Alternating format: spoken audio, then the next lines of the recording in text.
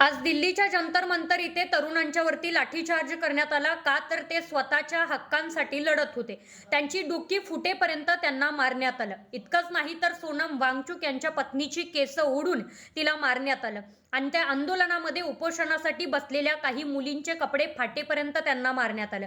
आज जे मारलं गेले ते तरुणांना नाही तर 75 वर्षांपूर्वी मिळालेल्या स्वातंत्र्याला मारलं गेलं. 75 वर्षांपूर्वी जे स्वातंत्र्य मिळालं होतं ते याच्यासाठी नाही तर कधीतरी कुणीतरी आपल्या हक्कांसाठी लढेल आणि त्याचा आवाज दाबण्यात यावा म्हणून स्वातंत्र्य मिळालं नव्हतं. सरकारला प्रश्न विचारणं इतकं जर महागात पडत असेल तर या देशामध्ये सत्ता स्थापनेची गरजच नाही असं मला वाटतं. हुकुमशाही चालू शकते. लोकशाहीचा अशा पद्धतीने गळा चेपायचा हे जर सरकारने ठरवलं असेल तर उद्या कोणीच आपल्या हक्कांसाठी लढणार नाही.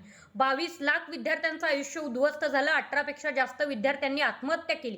म्हणून मस्करीत चालू झालेला हा कॉक्रोच जनता पार्टीचा एक नवा विक्रम अचानक जंतर मंतरवरती उपोषणावरती येऊन पोहोचला आणि तिथून हक्कांसाठी लढा देण्यासाठी सोनम वांगचुक जवळपास 22 दिवस अन्नत्याग आंदोलन करत होते आणि अचानक त्यांना सकाळी 7 वाजता निर्दयीपणे एखाद्या कैद्याला उचललं जावं अशा पद्धतीने उचललं गेलं आणि जबरदस्तीने एका अनोळखी हॉस्पिटलमध्ये ॲडमिट करण्यात आलं.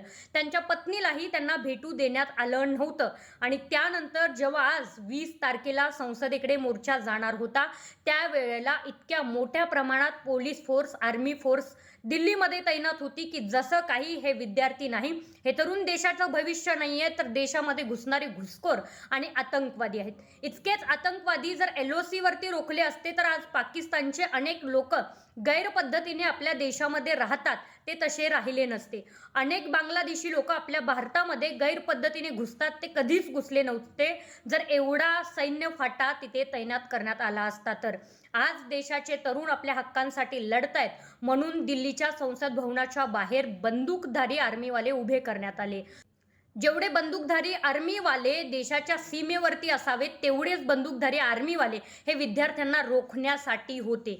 आज झालेल्या दिल्लीमधील लाठीचार्ज हा फक्त तरुणांवरती झालेला लाठीचार्ज नव्हता तर तरुणांच्या स्वातंत्र्यावरती झालेला लाठीचार्ज होता. स्वातंत्र्यासाठी बलिदान देणाऱ्या त्या प्रत्येक क्रांतिकारी स्वातंत्र्यवीराच्या न्यायावरती झालेला लाठीचार्ज होता. तुम्हाला काय वाटतं?